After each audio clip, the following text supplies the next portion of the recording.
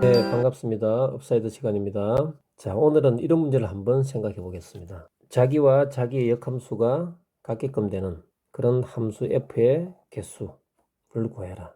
이 함수의 개수를 우리는 오늘은 an이라고 한번 해보겠습니다. 이렇게 약속을 합니다. 원소의 개수가 n개일 때 만족하는 함수 f의 개수를 우리는 an이라고 한다. 이렇게 전제를 하고 출발하겠습니다. 자, 그리고 자기와 자기의 역함수가 같다. 이 말과 같은 말은 어떤 말일까요? 이 말과 같은 말은 이 말이 됩니다. 왜냐하면 여기다가 같은 방향에서 합성을 시키면 얘가 i가 되니까요. 그래서 지난 시간에 우리가 했던 합성을 했을 때 자기 자신이 나오는 이 함수의 개수, 이 구조에 대해서 살펴봤잖아요. 그 문제랑 똑같은 문제입니다. 우리가 배우지 않은 조합이라는 것은 사용하지 않도록 하겠습니다. 그렇다면 원소의 개수가 이렇게 많은데 효과적으로 구할 수 있는 방법이 있을까? 이런 고민이 좀 됩니다. 자, 좀 전에 우리가 이야기했듯이 원소의 개수가 n개일 때, 그럴 때 이 녀석을 만족하는 함수의 개수를 우리는 an이라고 하자. 이렇게 약속을 했습니다.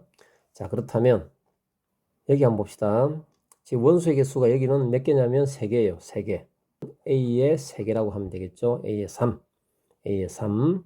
얘는 원소의 개수가 4개니까 A의 4. 얘는 A의 5 이렇게 되겠죠. 이 A의 3과 A의 4와 A의 5 사이의 관계식을 우리는 만들 수 있습니다. 이건 여러분들이 지금 가지고 있는 지식으로도 충분히 이해할 수 있는 거니까요. 한번 같이 봅시다. 자, 첫 번째. 여기 지금 A5를 구할 텐데요. 지금 여기서 지금 살펴봅니다.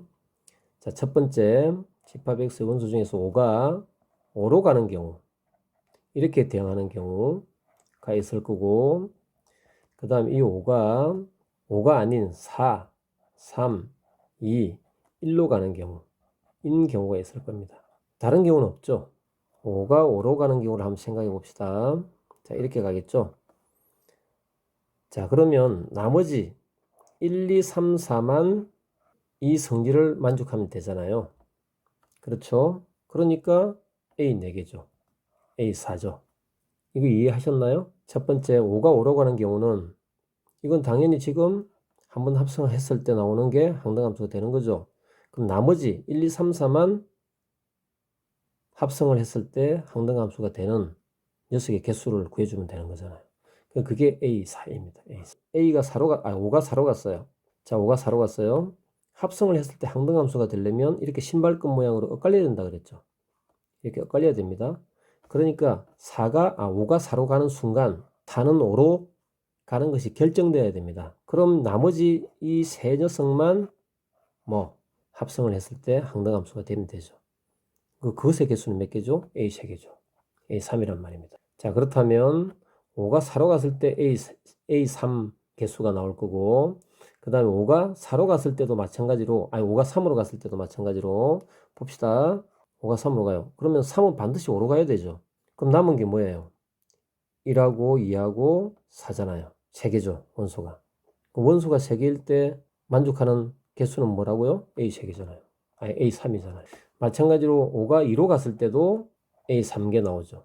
그 다음에 5가 1로 갔을 때도 A 3개 이렇게 나오겠죠. 그러니까 이걸 한마디로 정리하면 4 곱하기 A 3 이렇게 나오겠죠. 자, 그래서 마무리 정리하면 A5라는 녀석은 A4 더하기 4 곱하기 A3 이런 관계식이 생긴다는 겁니다. 우리는 이런 관계식을 좀 차원 높은 개념으로 이야기를 하면 점화식이라고 이야기하는데요. 이건 수열을 배우고 난 뒤에 여러분들도 배우게 될 겁니다. 하지만 우리가 점화식을 배우지 않는다 하더라도 이런 관계식은 이해할 수 있다는 거죠. 자, 이걸 갖다 좀 더 일반화시키면 A의 n은 A의 n-1 더하기 n-1 A의 n-2 이렇게 사용할 수 있습니다. 이게 이제 일반식이라는 거죠. A의 n을 구할 텐데 그의 A의 n은 어떻게 구하냐면 첫 번째 n이 n으로 대응되는 경우, 이 경우는 n이 다 n으로만 갔으니까 나머지 n-1개를 가지고 만들 수 있는 개수죠. 그러니까 an-1이 될 거고요. 그 다음 두 번째, 이번에는 n을 제외한 n-1, 뭐 n-2 쭉 가다가 뭐 3, 2, 1 이렇게 갈 경우죠. 자, 그럼 만일에 n이 n-1로 갔다고 쳐봅시다. n-1로 갔다고 쳐봅시다. 그러면 n- 당연히 n으로 가야 되죠. 그러니까 이렇게 결정되어 버립니다. 그러면 나머지 개수는 이렇게 n-2개가 나오는 거죠. 그러니까 여기서 나오는 경우의 수는 a의 n-2개가 나오는데 그게 총 몇 가지라고요? n-1가지니까 여기 곱하기 뭐 n-를 곱하는 겁니다. 자, 그래서 a의 n은 a의 n-1 더하기 n-1에 a의 n-2다 이렇게 써주면 이게 일반화된 식이라고 이야기할 수 있습니다. 그 연습을 한번 해보겠습니다. 만일에 원소가 한 개일 때는 대응하는 경우의 수는 이거 한 가지밖에 없는 거죠. 그래서 1입니다. 그 다음에 원소의 개수 두 가지일 때는 그럴 때는 이런 경우와 서로 이렇게 되는 경우 두 가지죠. 자, 이렇게 될 겁니다. 원소의 개수가 두 가지일 때는 2.